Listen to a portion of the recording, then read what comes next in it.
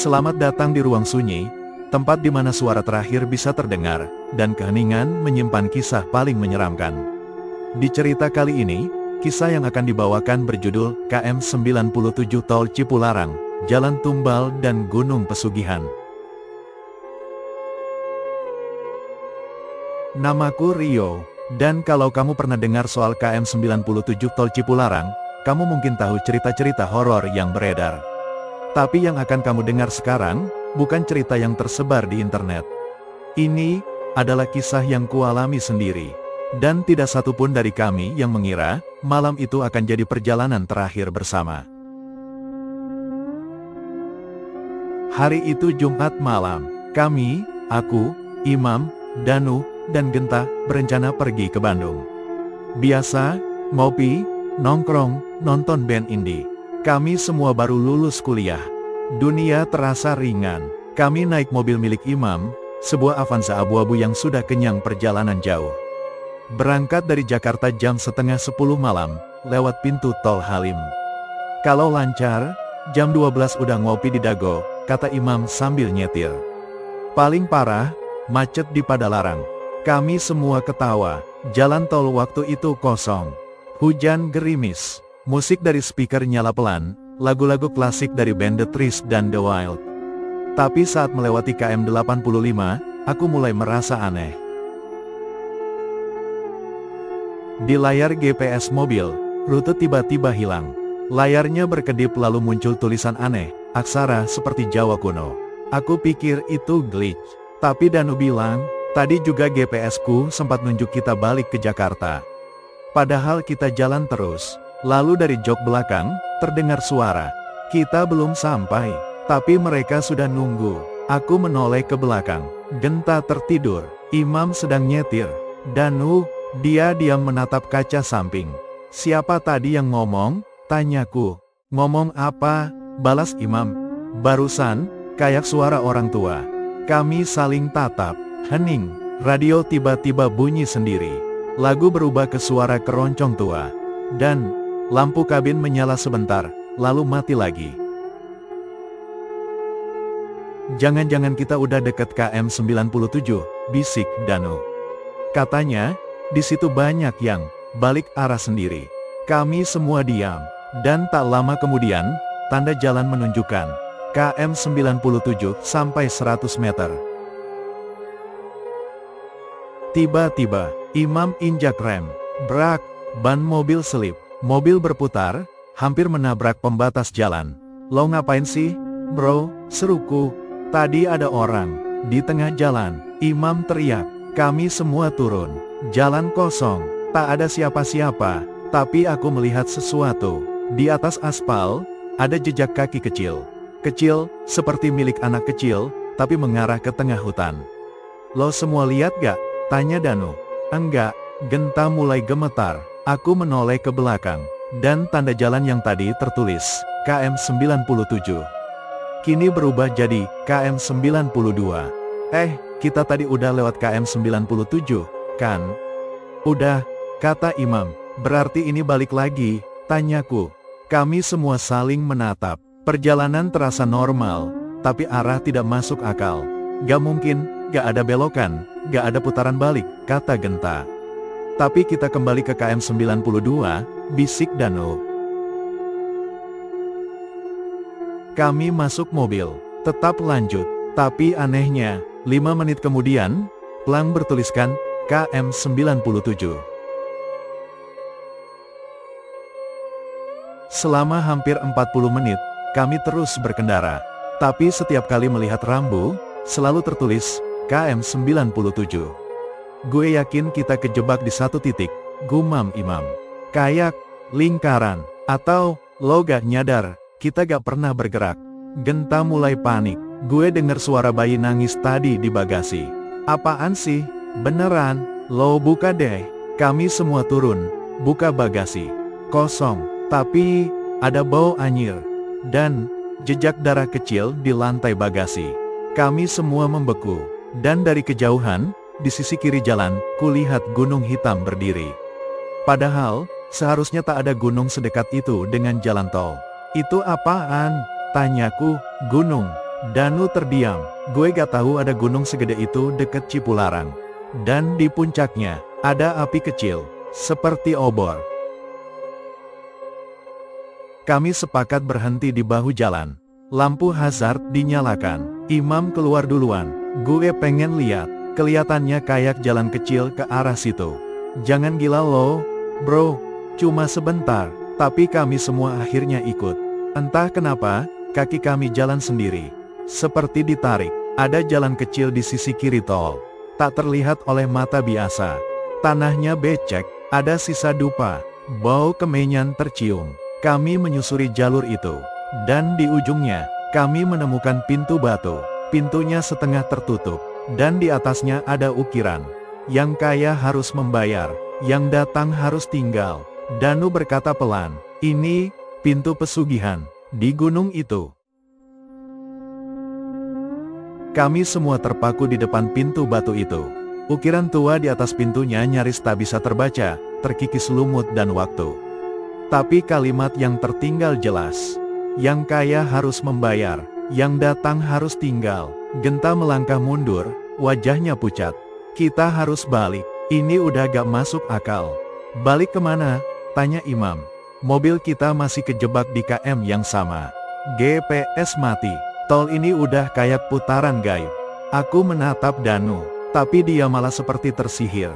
Mata kosongnya mengarah ke balik pintu batu itu. Mulutnya bergerak, seperti membaca doa yang tak pernah kami ajarkan. Danu, nanti malam ada jamuan, katanya lirih. Kalian harus ikut, kalau enggak, gak bisa pulang. Bro, lo ngapain sih? Sergah Genta. Ngomong apaan? Dari mana lo tahu jamuan? Danu menatap kami semua. Lalu matanya berkaca-kaca. Gue gak tahu, tapi kayak ada yang ngomong di kepala gue. Tanah di sekitar kami berlumpur. Tapi anehnya, di permukaannya ada jejak kaki manusia, telanjang, dan ukurannya kecil seperti anak-anak. Bau kemenyan makin pekat. Kami mengikuti jalan sempit dari balik pintu batu. Dan setelah sekitar 100 meter, kami sampai di halaman berbatu. Ada altar kecil, terbakar oleh api lilin dan dupa. Dan di sekelilingnya, disusun rapi, tulang-tulang ayam, kepala kambing, dan foto-foto manusia. Foto-foto itu memudar, tapi satu yang masih terlihat utuh. Wajah seorang pria tua, dengan ekspresi tersenyum, dan darah kering di bawah matanya. Apa-apaan ini, bisikku. Di belakang altar, kami lihat siluet gunung yang tadi terlihat dari jalan tol. Tapi dari sisi ini, gunung itu seperti hidup. Kabut bergulung di lerengnya, pohon-pohon tak bergerak meski ada angin. Dan dari kejauhan terdengar suara, gong. Gong yang dipukul pelan, teratur. Satu ketukan setiap 10 detik. Itu suara apa? Panggilan. Suara Danu lagi, pelan, tanpa emosi. Jamuan akan dimulai tengah malam. Kami memutuskan kembali ke mobil. Tapi saat kami sampai di pinggir tol, mobilnya sudah tidak ada. Hilang, hanya bekas ban dan tumpahan air mineral dari botol yang tadi kami bawa. Tapi anehnya, tak ada kendaraan lain lewat. Tol Cipularang, sunyi, tidak ada lampu, tidak ada bunyi, seolah dunia ini dibuat khusus hanya untuk kami berempat. Genta panik, Imam mulai menyalahkan semuanya. Loh sih, harusnya kita lewat tol lama aja. Bukan rute ini. Kita udah lewat sini berkali-kali dan gak pernah apa-apa, balasku. Tapi Danu hanya berdiri, menatap arah gunung itu. Kalian ikut gak? Ikut apaan? Jamuan. Lo ngelantur? Nu, ini bukan film horor. Ini nyata. Justru karena nyata, kalian harus dengerin. Yang datang malam ini cuma 3.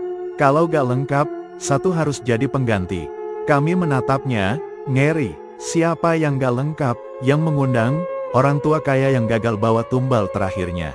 Jadi, malam ini, penunggu gunung butuh ganti. Kami terdiam, dan saat kami melihat ke jalan, tanda kilometer berubah lagi, KM 97. Rio, aku, mulai sadar satu hal.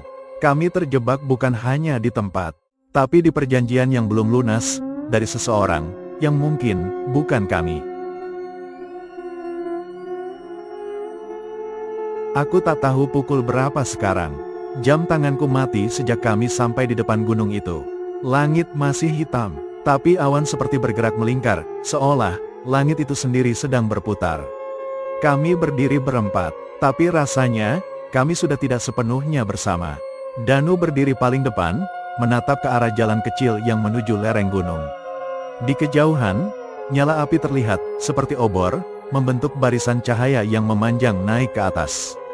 Dan di tengahnya, ada bangunan batu tinggi, seperti altar, atau singgasana. Genta memegang lenganku erat, tangan dia dingin, berkeringat.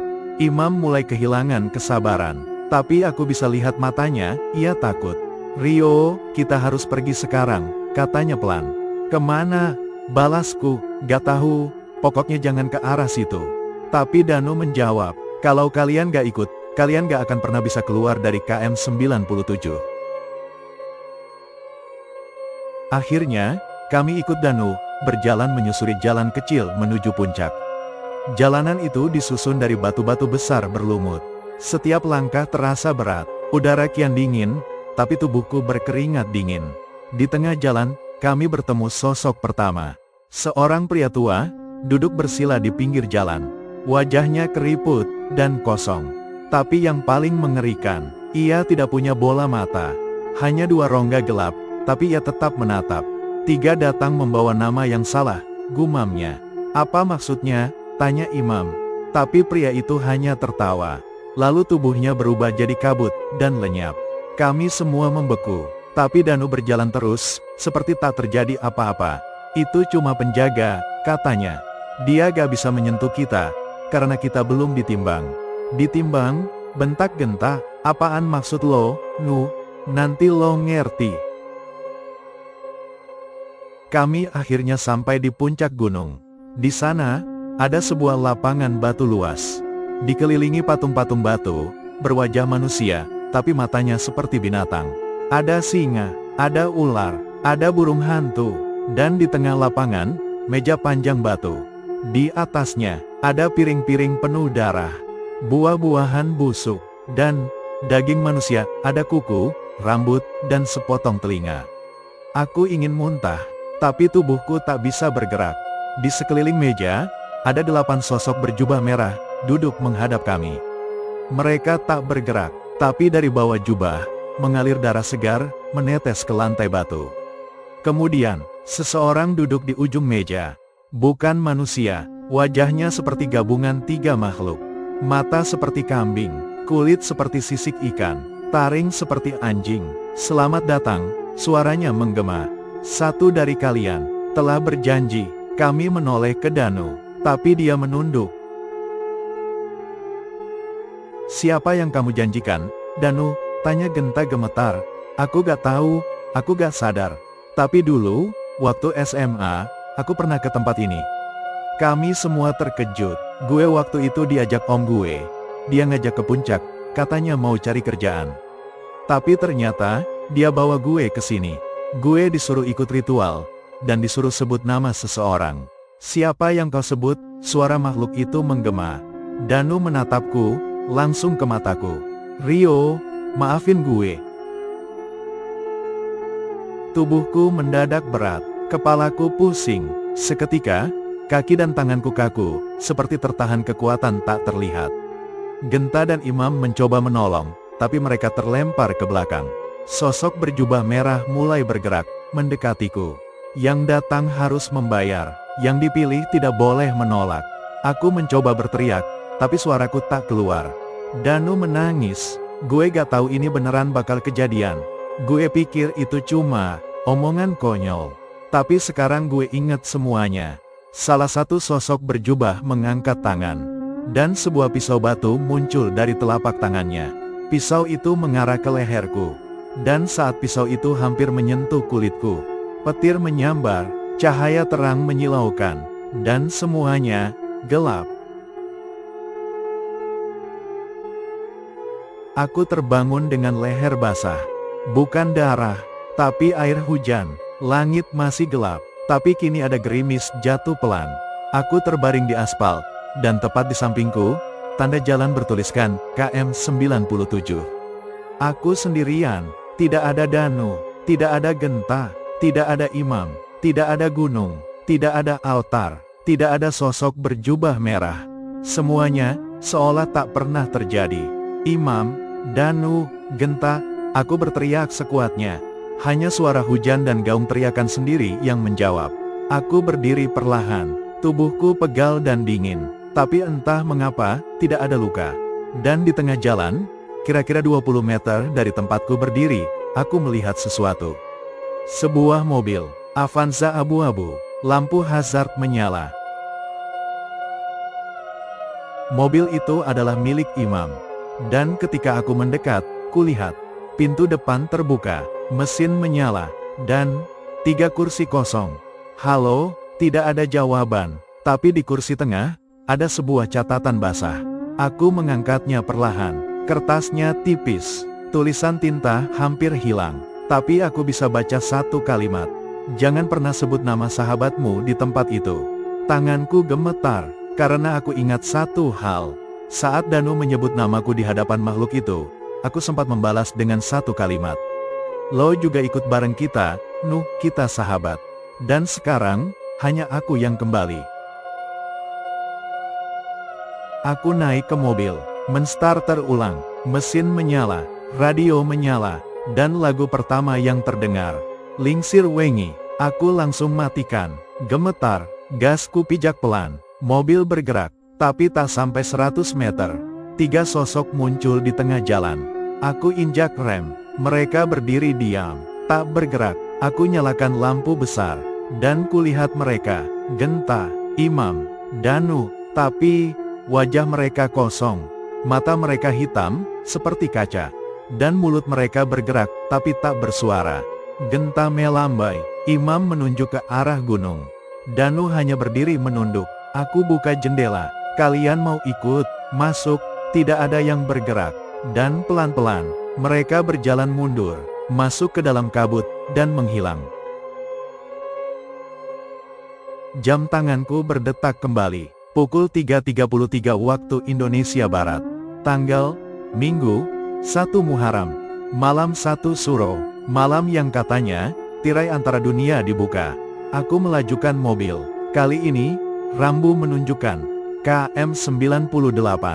Dan tak lama, tol mulai ramai, ada truk, motor, mobil pribadi, semua seperti normal. Aku menangis, sendirian.